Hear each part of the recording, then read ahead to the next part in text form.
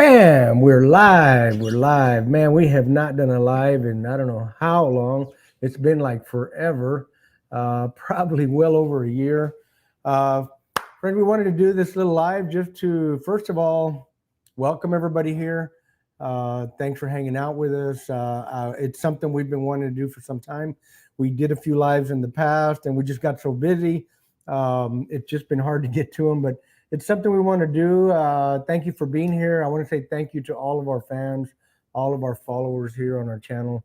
You know, we really, really appreciate each and every one of y'all, way more than y'all realize. Thanks to you guys, our channel has grown a lot, all of our platforms. So it's gotten to where it's really hard to keep up with everybody's comments. So we kind of figured maybe this way, if you guys send in some questions, I'll take the ones that are most commonly asked and we'll try to answer them for you guys. So thank you guys for being here. Really appreciate y'all. We're going to roll. We're doing this live stream. It's kind of new to us now again. We've got it all set up and we're just going to roll with it. And hopefully we don't have any techie issues and we're going to have a good time tonight. So thank you again. Welcome. We're going to talk for about an hour, answer all the questions that not all, but we're going to answer a few of y'all's questions as best as I can. But before we do the questions, we want to take a minute to announce the winner of the Bonnie/Arnitex winner of the giveaway. We did a giveaway and we have a winner. So we just want to announce that. Thank you, Bonnie Plants, for being one of our partners. We appreciate you guys. It's been a real fun ride. My mom loves plants, and so this really just kind of fell in place. It fell in line with what we do. Bonnie, thank you. You guys gave us some amazing plants, a bunch of chili peppers, which is right up my alley. So thank you, Bonnie. We appreciate all you guys. So this giveaway is in conjunction with Arnitex and Bonnie Plants, and we have a winner, like I said. And the winner's name is 3, 2, 1. Ethan Ellison. I'm sorry.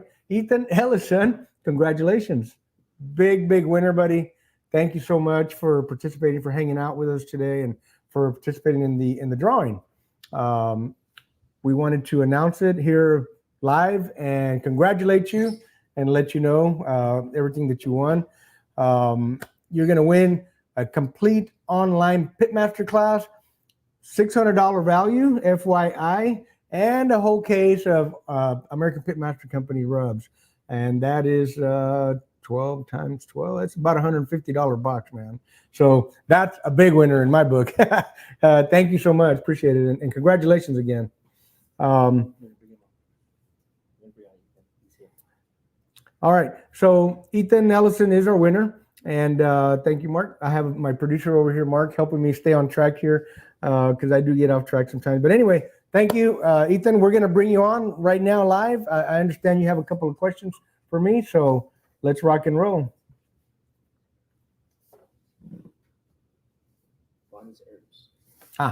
Okay. Okay, so Ethan, you won a complete online Pitmaster class, which is 90 plus barbecue lessons, a whole box of American Pitmaster barbecue rubs, Bonnie's Plants, also put together a package of herbs for grilling. That's going to be cool. Something you can incorporate fresh herbs for you to put it together with your cooking and more, I understand. So thank you again, Bonnie Plants. Let's bring Ethan on and answer a couple of questions. Again, congratulations. I'll congratulate you in person now. Arnie, what's up? Hey, what's up, Ethan? Congratulations, brother. Appreciate it, man. Way to go, man. It was your lucky day, eh? Yeah, it was my birthday, too, the day I found out. No kidding, man. Happy birthday. That's pretty awesome, man. Yeah, it was a good one. Congratulations. Yeah. So I guess one question I have, because I watch your videos all the time, kind of my go-tos. But of all your salsas, you do your fresh, your roasted, and your boiled salsas. Which one is your favorite to do? It's hard to pick a favorite when you're kind of an eclectic person like me. I like a lot of different salsas all the time. But I will say that probably my go-to the most is just the one we make in our kitchen. We boil the tomatoes, the serranos, garlic and onion, a little bit of onion. And because that one's kind of my go-to more than all of them. I wouldn't necessarily say it's my favorite, but it goes with everything. Yeah, Yeah. breakfast, it goes with lunch, it goes with dinner. I absolutely love a fire roasted salsa, second best, Mhm. because we cook out a lot, right? And so we use it outdoors with all of our tacos and barbecue meats and grilled meats and stuff like that. The Yeah. flavor of that is probably the best overall, because it's got a little fire and smoke in it, so that makes it extra good. But Mhm. doesn't store as well as the boiled salsa. Yes. And so that's the other reason, or one of the other reasons why I prefer the boiled salsa. That doesn't necessarily have to be boiled. It can be roasted on the comal or Mhm. in the oven, but it's not necessarily cooked over fire. It will have a little bit longer shelf life in the refrigerator. I've noticed that as well with mine. Yeah, the fire roasted does tend to go a little quicker, also because it's really good. But yeah, the boiled. My wife even likes the boiled better as well. So, Right on, right on. yep. All right. So next question. Of all the meats that you cook, what's your favorite cut to cook for barbecue and or tacos? I love everything, man. Did you Yeah. say for tacos? And or so either whichever one you want to answer. Okay. Okay. Because, I mean, we do a lot of fajita videos. We eat a lot of fajita regularly now. It's kind of like a staple for us here in South Texas. But honestly, forever and ever and ever, my favorite go-to meat to grill has been ribeyes. That Yes. that has been forever my favorite cut of meat. And here recently, I'm going to say in the last year and a half or so, I've kind of switched it over to a New York strip. It's a little bit leaner, it's a little bit beefier, Yeah. I guess I just kind of like that texture now a little bit more than the ribeye. The ribeye is super soft, super Mhm. delicious, super fatty, so it just makes it so amazing, so flavorful.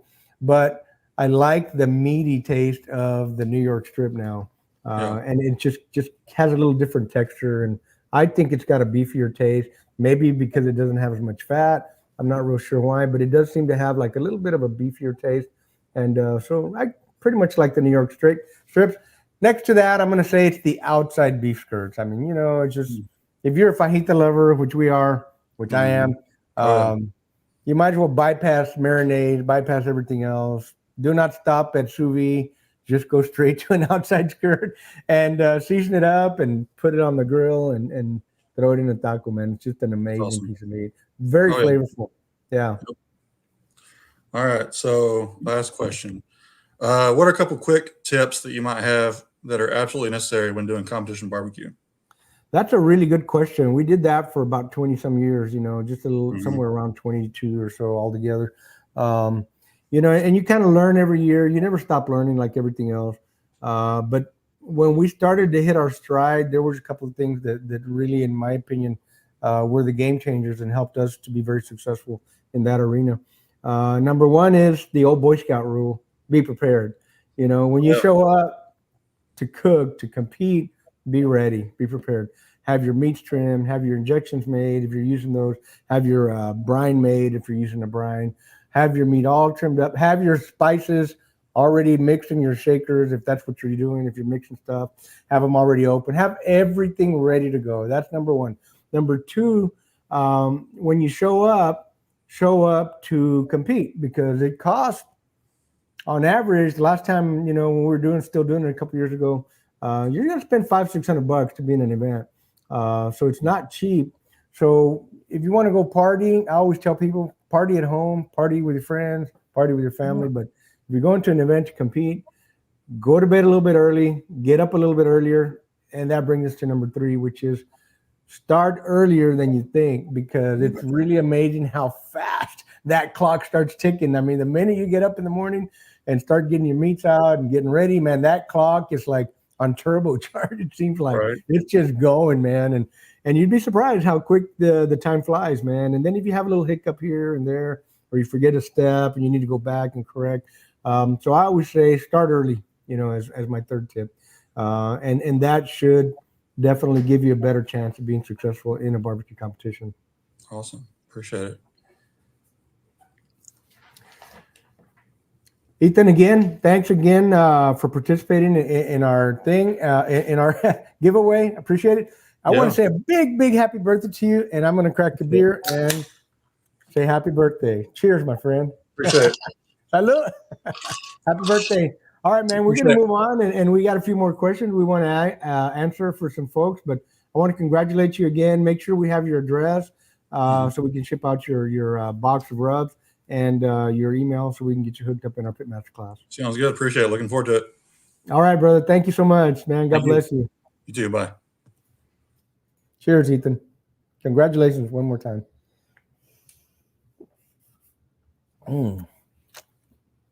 That's some good cold beer. All right. Now we're going to move on.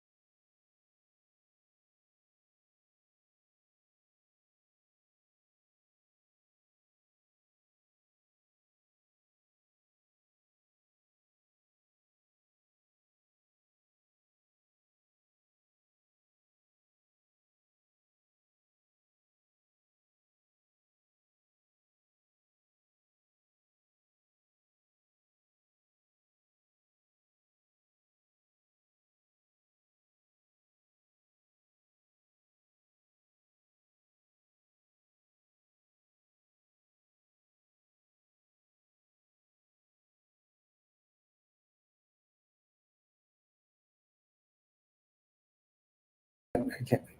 A little bit more. Go down. Good.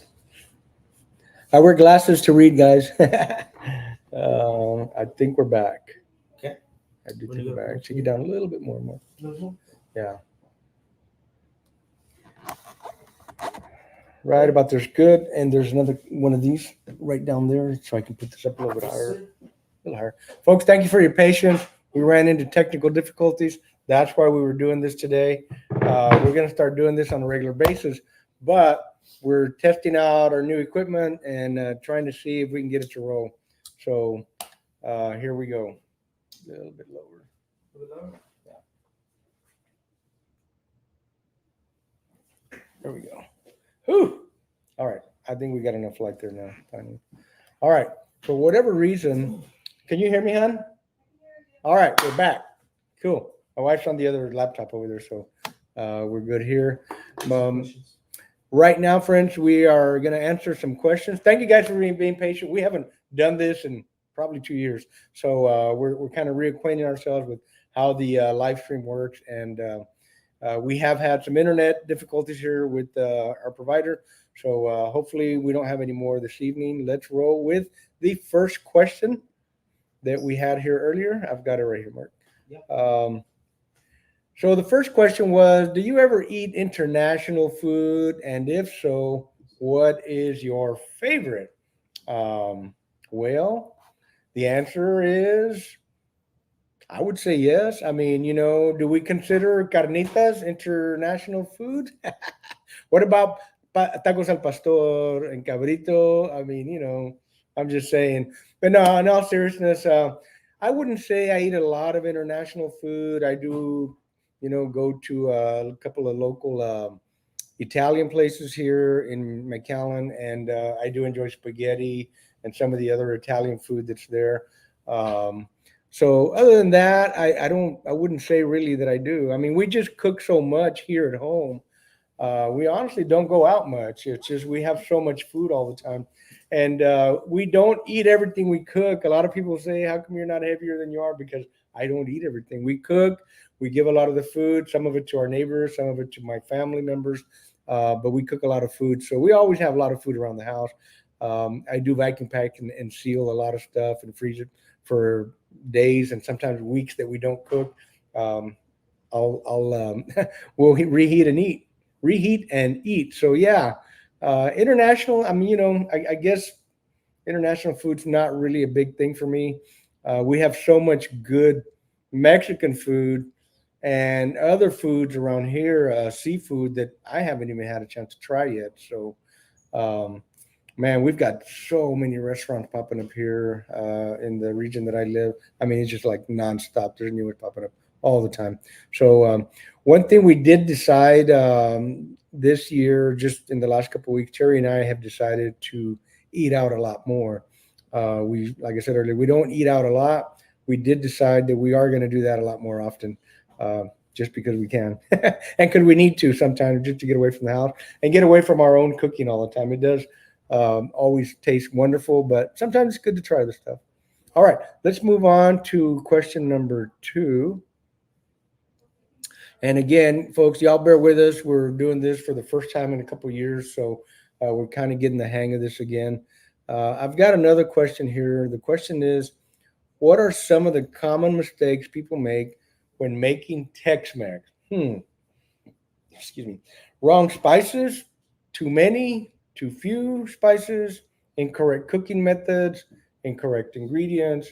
Uh, and that question came from Jonathan. I put my glasses on to read it and hopefully pronounce it correct. Username is Jonathan Kun. And the previous one was Chicago on the Go. Jonathan, I'm going to say, kind of like all the above, really, because at the end of the day, really and truly, just like most restaurant cooking, what some people call Tex-Mex or Mex-Tex, it's really simple food. One of the things that we do in competition barbecue is we overdo everything because you're making food to give that judge that one bite. Pow. You're trying to impress that judge with one bite. But at home, we cook pretty simple. We use like our OG salt, pepper, garlic, just simple food. We use wow a lot on veggies and things like that. That's a little extra flavor. But honestly, I mean, I think some people do overthink it.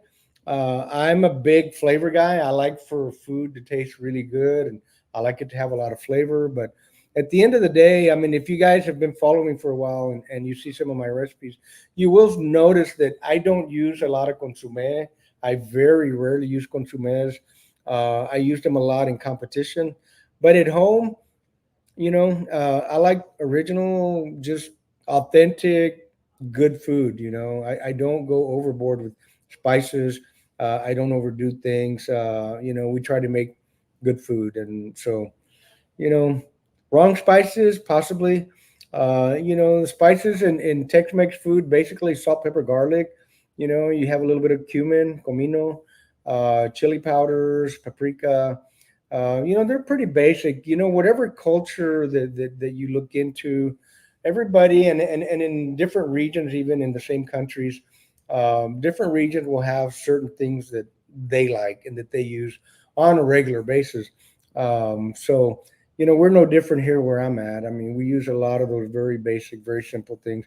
We eat a lot of salsa. We use a lot of guajillo chile, a little bit of ancho, a lot of chile piquin, a lot of chile de árbol, serranos and jalapenos. But other than that, I wouldn't say it's too far out of whack. If you're overdoing it, maybe you're using spices that don't belong. One of the things that's a trend I see now, particularly in barbecuing, is that everything's gotten sweeter, just like everything else in the world, food wise. I think a lot of the big food companies have figured out that if they put a lot of salt and a lot of sugar and stuff, people will like it more, and I think it's probably true. But we're just traditional here at home, so it's simple. Don't overthink it, man. If you want to make some good Tex-Mex food, just don't overthink it, and enjoy the food. I like to taste the meat. If I'm eating some kind of a meat dish, if I'm using vegetables, I want to taste the vegetables. If I'm using both, I want a nice contrast and a balance. One of my biggest sayings is balance. I've said that so many times in my videos and in my classes, both in competition and backyard. I mention often it's about balance. You want your food to be balanced, and that was one of the things I used to teach in our competition classes was that you wanted the judges to taste the meat. You wanted it to be balanced with that kiss of smoke, with the rubs and the spices and the barbecue sauce if you were using any. You want a nice balance where there's a little contrast, there's a little bit of juiciness, there's a good meat flavor, and the rubs complement the meat, and then the sauce complements all the above. So it's all balanced at the end of the day, more than anything. I hope I didn't go overboard on answering your question, Jonathan. I tend to ramble a little bit sometimes when I'm just kind of going from the hip. So hope that answers your question. I tried my best. If you guys have any more questions, put them in the comments, and we may maybe get some of those today as well. So what's your favorite? Next question comes from Dwayne Lady, aka 577 or something like that. Dwayne, I'm just gonna say Dwayne, and just You got a donation from Jenny. Mhm. Thank you to Jenny for donating. Jenny, thank you so much for your donation. Wow, thank you, Jenny. Didn't realize we could actually accept donations here. I had no idea, but thank you, Jenny. Thank you so much. I was on the other page here because I was going to read the question, but thank you, Jenny. I appreciate that very, very, very much. We really do. Thank you, friends, for supporting our channel. Those of you who do, God bless you guys. All right, the next question I was saying is from Dwayne. What is your favorite food memory from childhood? Cheers, Arnie. Cheers to you, Dwayne. I'll take another sip. Oh, that's cold. That's delicious. It is. I love cold beer, man. My favorite food memory from childhood, of course, I have many. I'll tell you all a funny story first. When I was about 10, 11 years old, I don't remember exactly, one of my favorite food memories, we used to live out in West Texas, out on a farm. My dad was the foreman. It was about a 7,000-acre farming ranching operation. My dad was the foreman, and every once in a while, they would have big parties. And of course, the parties were always at our house. And I have this vivid memory of this whole cow back then, and where we were there, my father and some other mechanics would actually work on these giant Cummins and Caterpillar motors. They used to pull water out of the ground to irrigate the crops. Well, they had to have these gigantic winch trucks, kind of like what we call cranes now, but they were designed different. They were like two gin poles, is what they called them. Then they had a big winch, up here at the end, and then of course the weight on the front of the truck. So I have this vivid memory of that winch truck being backed up into our yard, and a whole cow. I mean, a big old cow hanging from the winch. The weather was cool, and the men, the farm workers and my dad were gutting the animal. They were field dressing it. I guess that's the correct word. And getting it ready to cook. And back in those days, a lot of those parties were really 3-day parties. They'd start on Friday afternoon. They'd go through all of Saturday, sometimes all the way through Sunday night. And they might get a little shut eye and then be back at work at 8 o'clock on Monday. Those were long parties, and that was probably one of those. But I have that memory of the whole cow hanging from the gin poles, from the winch truck. It was pretty crazy, man. I still see that picture in my mind. At one of those parties, my other vivid memory, I remember they were making chicharrones in a big old pot, and I was probably about 11 years old, and I had my very first beer at about that age. Back in those days, I mean, they just had big old tubs full of beer all over the place. I mean, we were out at the farm. We were at the range. We were 30, 35 miles from their nearest town, which was Pickles, and so there was beer all over the place. So I snuck a beer, went and hid behind the house, and drank the beer. I thought it tasted horrible. I'm sure a lot of people had that experience when they had their first beer. It tasted horrible, you know. And but I drank the whole thing. Walked up the street a little bit, started to feel a little woozy, and I was like, "Oh man, I'm starting to feel kind of weird." So I went into my bedroom and I literally passed out. That was my first beer, you know. So that kind of goes with the memories that I have in West Texas growing up, and some of the parties and good times that my parents would have at their property in their backyard. All right. I hope you guys enjoyed that story. I'm going to move on to another question here. And this one comes from Steve Steak 6438. Thank you, Steve, for your question. Thank you, Dwayne, for yours. Next question here is, how do you keep avocados fresh? When I break open an avocado, it's either underripe or overripe. I can't figure out how to keep them from over ripening. Um, you know, the only real answer that I know that works for us is, you know, and I'm not trying to be funny. I mean, we eat them. We eat a lot of avocados here at our house. We don't give them a chance to spoil. Once in a while, um, they they just they what happens is, Steve, is that they pick them too early. They're kind of green still. They're not fully ripe when they pick them, because obviously, you know, in the world we live in now, I mean, they may be picking them deep Mexico or somewhere else. They may be coming from California, so they got to pick them a little young, and then they got to ship them. Sometimes they got to put them in a cool warehouse, and then, you know, take them to the store. So there's a lot of transfers along the way. Thank you, Jose Flores. Appreciate that, brother. Thank you so much, man. Jose Flores, thank you. Appreciate the donation as well, brother. God bless you, man. So, yeah, you know, we have that issue not very often, to be frank with you. I think part of the key is also picking the avocado. Terry's the one that buys ours. I let her pick them because she is a avocado connoisseur. I mean, she loves avocados. She can eat it 3 times a day, 7 days a week. I ain't kidding, man. That's my wife. So I let her pick them, and some of her technique, I guess if you want to call it that, is she will feel the avocado. If it's too firm, she's going to pass. If it's too soft, she's going to pass. So there's a certain little feel there, a little texture on the outside that she looks for, and then we bring them home. And then we use them within a few days. So that's probably part of the other thing, Steve, is don't buy too many at a time. And I know, I mean, I don't know where you live. You might be out in a rural area. We live here in town. Honestly, the grocery store is literally 3 blocks from my house. So it's very easy for us to go get some more. And so we just don't overbuy them. And every once in a while, even if you do all the right technique, like I'm talking about, when you go open it, it's still black or half black, or it's hard, it's too firm. That happens sometimes still, but not very often. So honestly, I would say also maybe you can do Google right here on YouTube. There's people that know a lot more than I do. If you put there in the search bar, you know, put how to keep avocados ripe or what have you. I know I saw a video not too long ago. I want to say it was on another platform though, and it was one of those videos that has a lot of how to tips, and that was probably one of them. Bananas, avocados, and they had some other fruits, how to keep them ripe, you know, and from spoiling too quick. I don't remember if I saved it or not, but I would Google that or do a search here on YouTube. I think you'll get your answer probably way better than the answer I gave you. Apologize for that, but that's pretty much my explanation. We just don't buy a lot of them at the same time.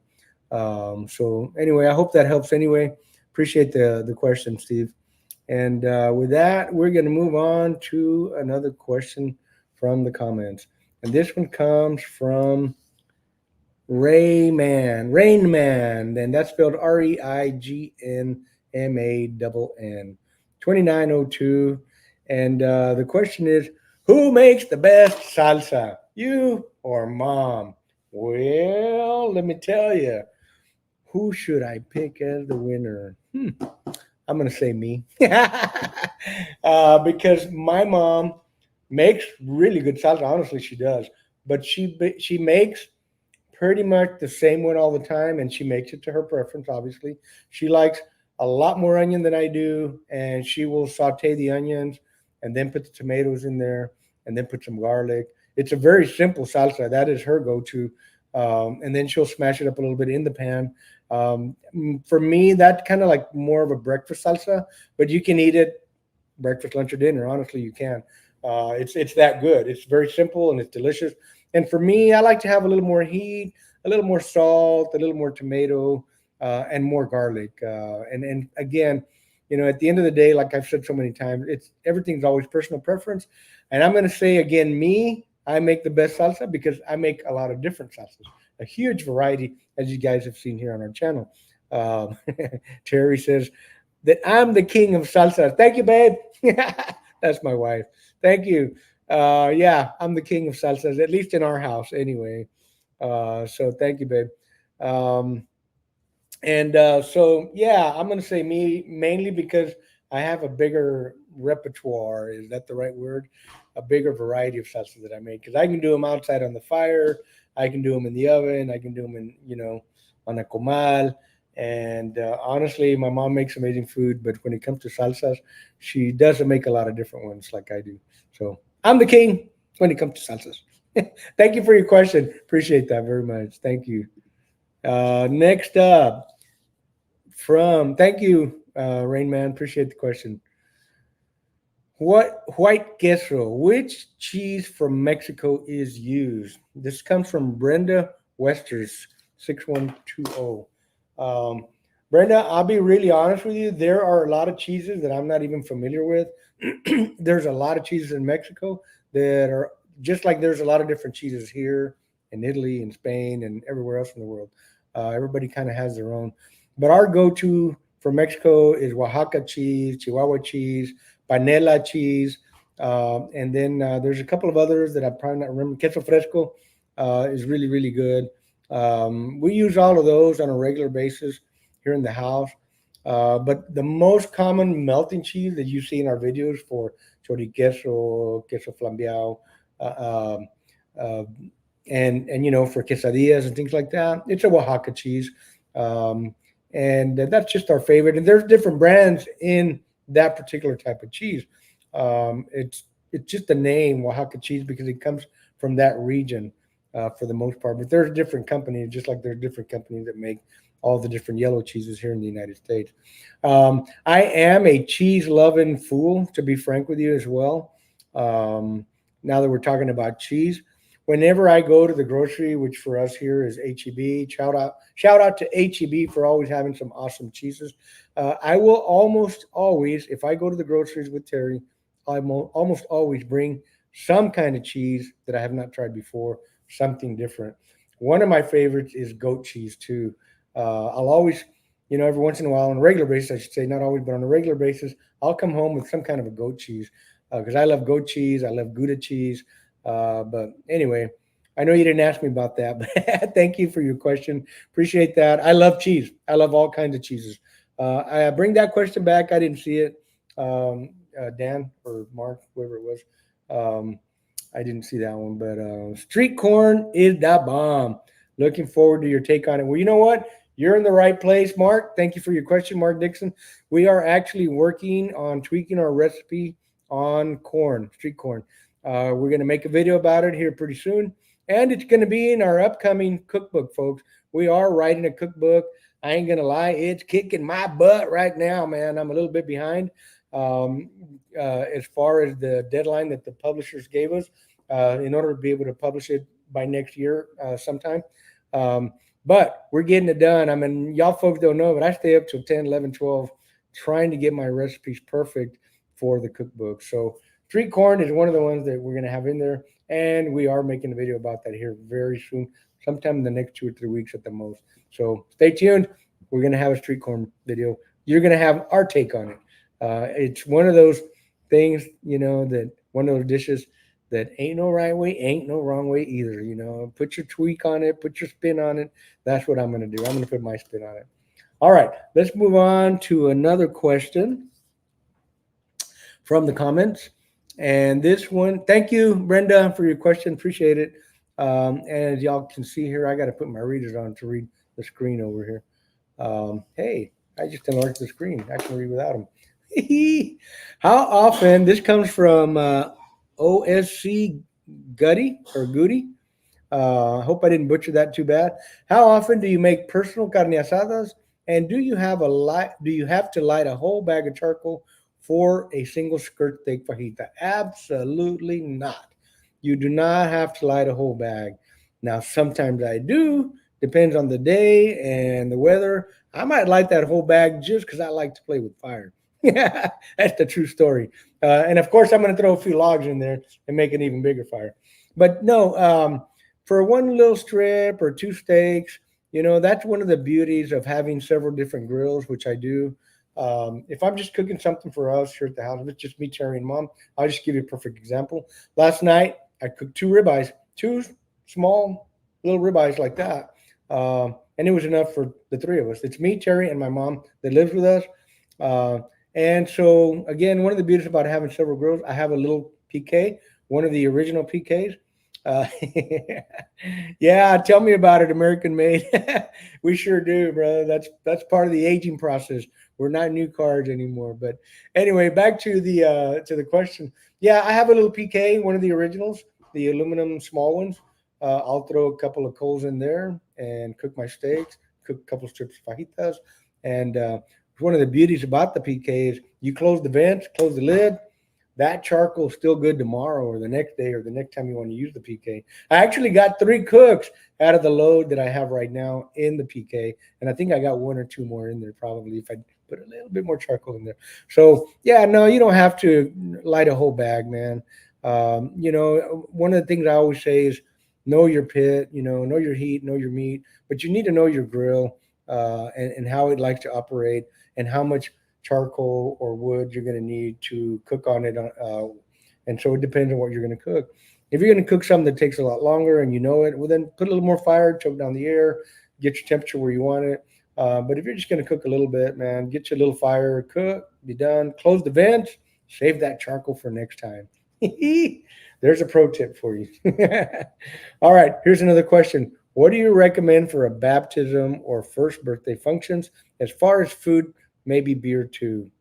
Juan Lopez asked that question. Juan, I can recommend a lot of different things, but again, I'm going to say, I would say cook, prepare what you like and what you think your guests are going to like. If we're going to do something like that here at our house, it's almost always going to be brisket. If it's going to be something for the evening, a long cook. But if it's just a quick get together, if it's a quick party, and I'm going to get a bunch of help from my family and friends to get it all done, it'll probably be more like fajitas, sausage, chicken. So again, those are our preferences here. When we're doing stuff like that. But it's really easy to make brisket a day ahead of time or even 2. I like to do that. If I'm going to need 2, 3, 4 briskets, I'll cook them ahead of time. Slice them while they're still warm on the way down from temperature. Put them in a pan. Put some of the au jus into the pan. Oops, I'm giving you guys some tricks here. Y'all don't go share with nobody. Don't tell nobody I told you. But we use that kind of a trick for competition. But anyway, pour the au jus back in there. Put about a 1/4 inch of juice in the bottom. Cover it really tight with foil. Put it in the refrigerator. Guess what, man? When it's party time or the day after the baptism's done, all you got to do is put them back in your pit, put them in the oven, warm it up to 150, 160 degrees, serve and enjoy. You won't be sweating. You won't be working your tail off trying to feed everybody on the day of. So I highly recommend something like that. So that's why I say sometimes brisket. I missed that question, guys. Here's another one. John and Jane, how many grills or smokers do you have? If you could only choose one, which one would you pick? I think last count recently, somewhere around 29, maybe 31. It kind of ebbs and flows. I give some away. I buy new ones. Sometimes I'm gifted new ones. So it kind of ebbs and flows. At one time, a couple years ago, I had about 53 grills and smokers, all together. I've had pretty much everything you can buy on the market. I've built a few myself. My dad and I built one or two as well when I was younger. My dad was a welder, by the way, as well. And if I could only have one, only one, it's really, really hard to pick, because I cook a lot of different styles of cooking. So there's two that I would put on the same level. One of them is my Pro Pit Torpedo because I can grill and smoke on that one. And I grill a lot more than you people realize. We don't record everything we cook. I do cook on a very regular basis and not record. So I can smoke and I can grill. But at the same time, I have my big Lone Star stick burner, which is a 6x24 with a firebox, and that one has a grill right over the firebox that I can use to grill as well. But I sure gotta have something I can smoke briskets on, and if I had to pick one, it would be one of those two. I'd probably keep two at all times. I don't think I could ever live with just one grill. But yeah, it would be one of those two for sure. I might have to flip a coin because I might have to flip a coin because both of them in my book are equal. And honestly, it depends on what you cook and how you cook, how often you cook. My answer might be different from yours. I think Weber Kettle is kind of like the all-around go-to grill for everybody. You can pretty much do anything. It's not a high-volume cooker, but you can pretty much cook anything you want on there. I had a couple of hasty baked legacies, and I did say publicly if I could only have one grill, it would be that one. And I would probably say that again at just about any other time because that grill does everything too. Next question. Thank you.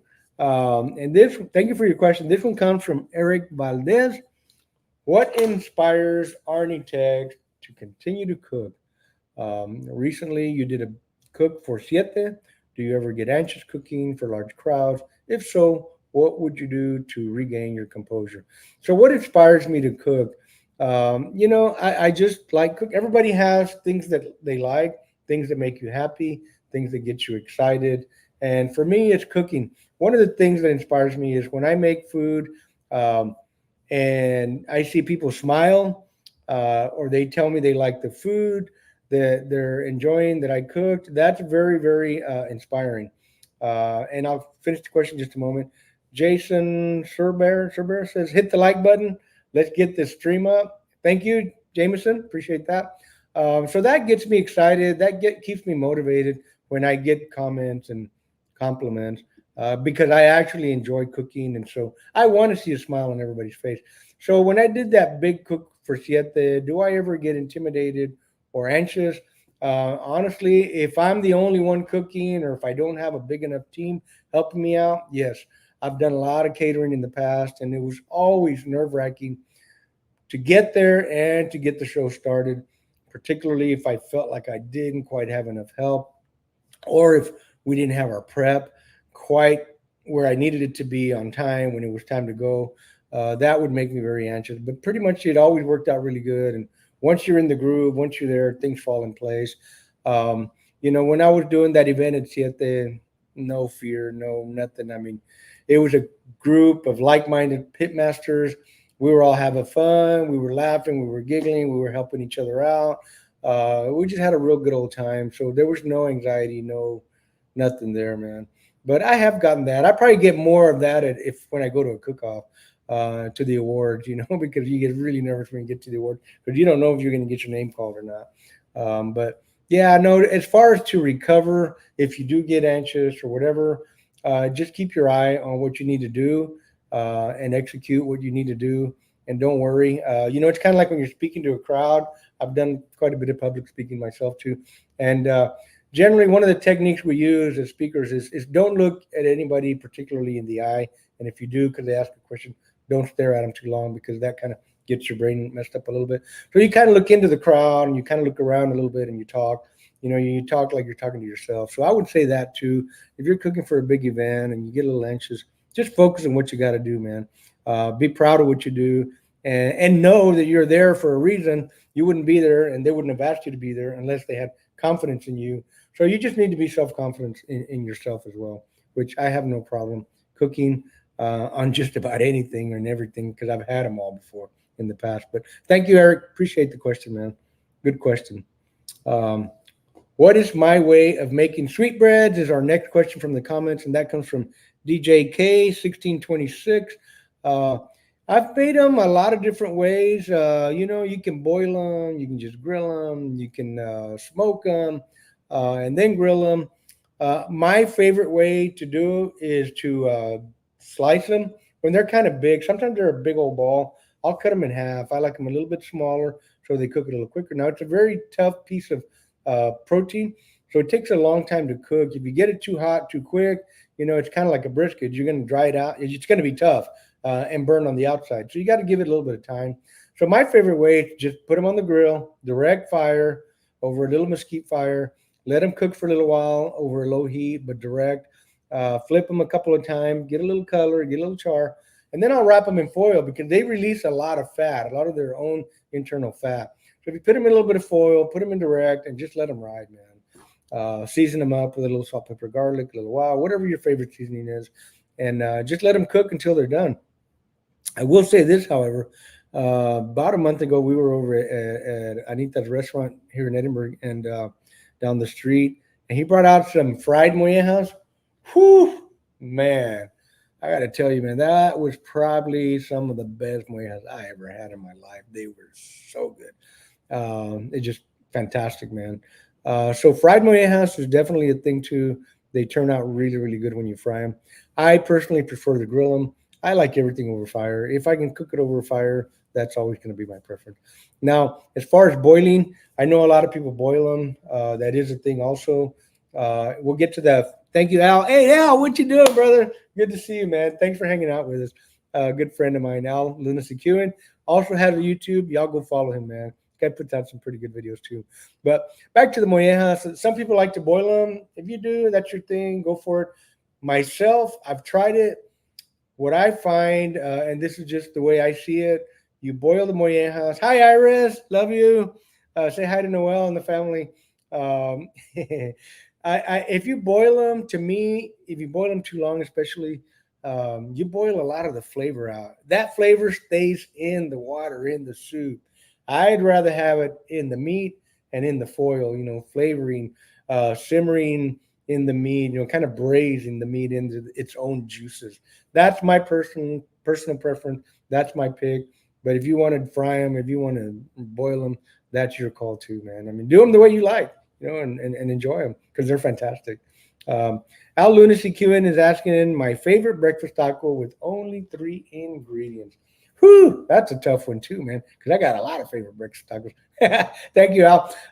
If I'm going to pick one taco that I could eat all day, every day, it would be papas con huevo and chorizo. I love potatoes, I love chorizo, and I love beans in my breakfast taco. So that would be my go-to if I had to pick only one taco because it's got all the things you need. It's got protein in the egg, you got carbs in the beans, and then you also have the chorizo, super delicious, so you got a little bit more protein there as well. A lot of savory goodness there all together. So that would be it. Yes, sir. Thank you for your question, Al. Appreciate that, sir. We got to get together again, man. I know we keep trying, but right now, Al, that book is kicking my tail, man. We haven't been anywhere, honestly. We're just stuck here at home. All right. Next question from the comments. My way. Oh, no, that was the one we just answered. Thank you, DJ KI626. Got another one here from Luna Celtica. Thank you, ma'am, for your question, Luna. And her question is, I'd love to know how to keep salsa made from dried chiles from being bitter. I've made some with dried guajillo, chile de árbol, and ancho, and I can't seem to avoid the bitterness.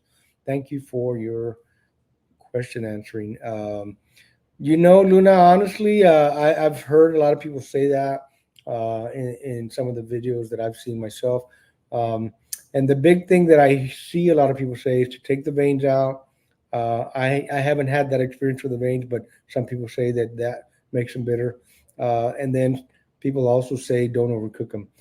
For me, the only time I've had my guajillo and other chiles taste a little bit better is when I toasted them a little too much, and so you get that little bit of a burnt flavor. But other than that, I really don't have that issue. So I would say maybe try not to toast them so much. Number one. Number two, maybe try to buy some fresher ones. I've cooked some guajillos and some árbol that I've had for a year. They're old, they're dried, um, and I honestly forgot how much better the fresher ones taste because we make stuff all the time here, and I buy big batches instead of small batches sometimes. But a few weeks back, we went to a local market, and I bought Aguilar Meat Market. Thank you, Marco, for all you do for us too. Aguilar Meat Market, all of the Aguilar Meat Markets have been wonderful to us and to our company. So thank all of you guys. Thank you, Veras Meat Market. Thank you. Everybody in the valley, Rio Valley Meats, Veras, and everybody else. De la Garza, man, I shouldn't have started that because I'm going to forget somebody. But thank you, Veras. Thank you, Aguilares. Thank you, all the meat markets. And Johnny's True Value in Harlingen. Thank you so much for letting us be in that side of the valley as well. But anyway, back to the question on the bitterness. Again, as I said, I bought these other ones and they were like so much fresher. So when I toasted them a little bit, they were still, pretty soft and flexible, pliable, if you want to use that word. So all I can tell you is keep trying and maybe try buying a different brand. And definitely don't over toast them. If you over toast, they are going to be bitter for sure. And that's just from the burnt taste more than anything. But anyway, I don't know if that helps you a whole lot, Luna, but I hope it helps a little bit. Again, try a different brand, maybe toast them a little bit less. I will tell you, I did try this too recently. I just tried soaking them without even toasting them. I wasn't going to do that flavor profile, and without even boiling them. That worked really good, but I had to soak them for a long time, almost an hour. And what I didn't care for that technique was that when you go to take the veins and the seeds out, you kind of got to scrape them out, and it pulls some of the pulp, some of the flesh out from the inside of the chile. And so I lost some of that good guajillo flavor, in my opinion. And so I won't do that technique again. If it works for you, fine. Whoever's out there that does it that way, that's good. If it works for you, go for it. But I personally didn't care doing it that way. All right, let's move on to one more question from the comments. Where's my question? Find it. Here it is. And this is from at ls.2128. What essential spices and seasonings do we need to have in our pantry? Like the basics. Good question. I would say depending on what you want to cook. Essential meaning like what are the basics? To me, essential is the same word for basics. Um, Depends on what you cook the most. I mean, if you make a lot of Mexican food, obviously, again, as I said earlier, salt, pepper, garlic, cumin, chili powders, different kinds, paprika, a lot of garlic, and a lot of onion powder. We keep celery seed. We keep we have fresh rosemary in our little garden out here. My mom's always had that and sage, but I also keep it in powder form, rosemary and thyme and a few other herbs. We keep a lot of that, but other than that, I mean, there's so much stuff out there that you can get into. We keep all the different hot sauces and powders for cayenne. I make my own chile piquin powder. I make my own dehydrated uh, chile de árbol powder, and also a couple of other ones. Chipotle, I have dehydrated chipotles. I make my own powder out of that as well. So it's different for everybody. I mean, essential is just really depends on what you're going to cook a lot of on a regular basis. Hi, Sam. Samantha T. Cherry Enterprises. Everybody give Samantha a big clap and a shout out. She is our distributor for our products out of the San Antonio area. Thank you so much, Samantha. You do an awesome job. We love you here at Arnitex Casa. So thank you so much for everything you do for us. We really appreciate you a bunch. And God bless you even more. Hope you had a fun weekend. I haven't looked at your post yet, but I'll check them out tonight. But thank you again for everything you do for us. Um, Drop fire in the chat for Samantha. I just did. That one came a little late, guys. All right. There's another question here from the comments, I think. No, we don't. That was it. Aha. We're out of those questions. Let's see if we can find a couple more. How long have we been on now? I forgot. 45. 45 minutes. We got a few more minutes. If you guys are game, I don't mind hanging out here a little bit longer. So let's see what we got here in the comments. Trumpet Master 77 Barbecue. Thanks for joining us. Another good friend of mine with a nice YouTube channel. Appreciate you coming out. Mauro, I see you there, brother. Thank you so much, man. You've been a really, really great friend, man. I appreciate you a bunch, brother. Good people, man. Good people, Mauro Peña. Hi, Arnie. I'm going to San Antonio tomorrow. Do you have suggestions for barbecue places? This comes from Hacienda Valenzuela. I don't hang around San Antonio a whole lot. I used to in the past when I was a car dealer and I was buying cars there every week. And there's a lot more new barbecue places now. But 2M Smokehouse is our number one go-to in San Antonio. I highly, highly recommend it. They've won every kind of award that can be won as far as barbecue goes. There is another one that is a second location. What that one called, babe? The one that came out of Houston? Starts with a P, I think. We were going to try that one time, and they were closed on the day that we were passing through town. But 2M, and somebody mentioned Reese Brothers in San Antonio. Oh, yeah. I haven't been there, but I've heard a lot of good things about Reese Brothers. My son's been there, says it's amazing. But 2M, definitely for sure. That's a really, really great place to have some good barbecue in San Antonio. So hope you find some good barbecue there. Rick's Flair here. Hello, Rick's Flair here. Honestly, how good are you at homemade tortillas, or does Terry make them for you? Actually, Rick, to be honest with you, we both kind of suck at making tortillas, but we're getting better. I would say we're both about equal. She actually made some today, as a matter of fact. We're still trying to master that puff on our corn tortillas. She got a little puff today, so that's a step in the right direction. They tasted wonderful.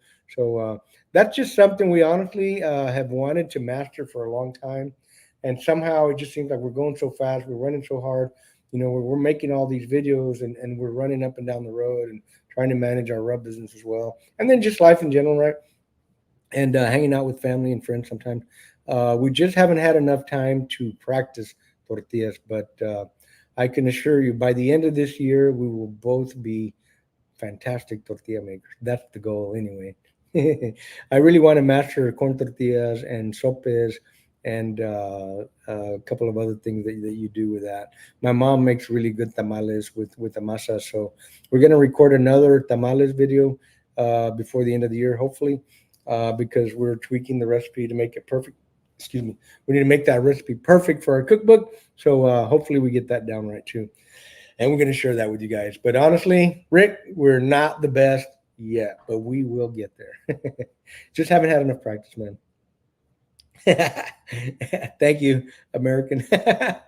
Locks44 says, what's a better cut of asada, fajitas or ranchera? Locks, actually, the thing is when you say fajitas, there's two. There's an inside skirt and an outside skirt.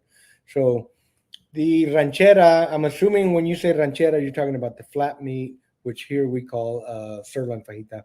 I'm pretty sure that we're talking about the same cut there. That is always tender. It's always really good.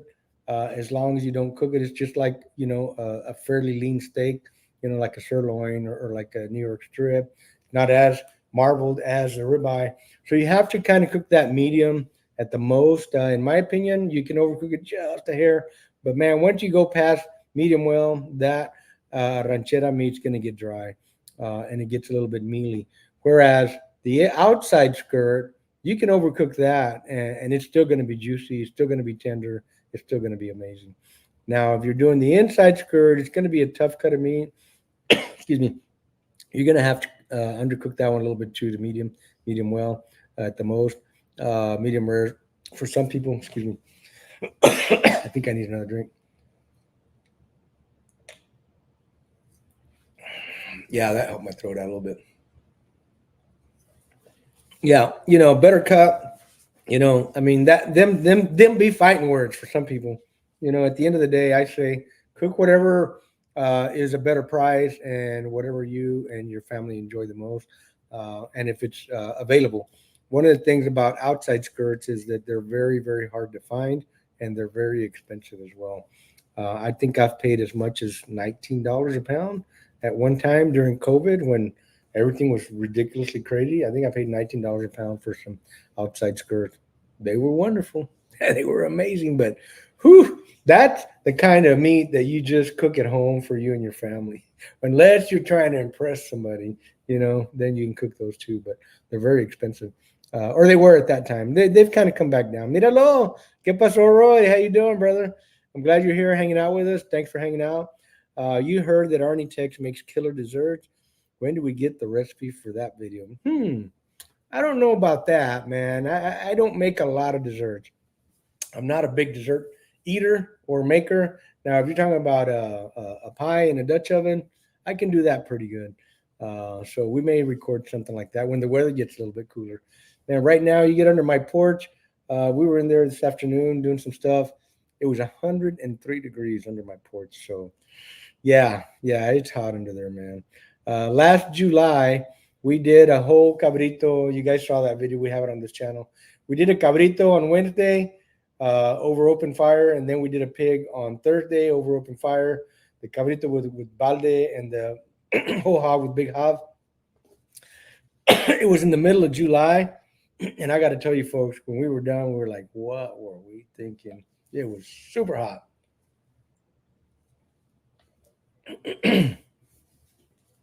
I'm not used to talking this much anymore, all at one time. So my throat's starting to act up on me. Thank you for your patience. Okay. All right. One more question that I see here. Thank you all for hanging out with us. I really appreciate all you folks coming out here to visit with me. And thank you for being with our channel. But Pete Rangel has a question. So do you have a chicken fajita video? Yes, Pete, we do. We have it on this channel, as a matter of fact. And we've made a couple of reels on a couple of different griddles cooking chicken fajitas as well. So if you go to the shorts or on the other platform, you look for the reels. We do have that. We recorded it fairly recently, actually, as a matter of fact. So it should be there. You shouldn't have to go down too far. It's easier to search here on YouTube. You go to my page, make sure you're on my page, and then to the bottom, to the right a little bit, you'll see the little round search bar.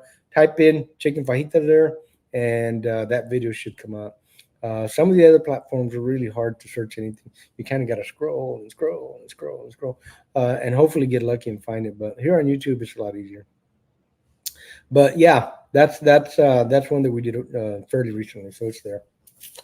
All right, friends, we've been on here about an hour. We wanted to test this live stream. Obviously, it crashed on us using the big camera.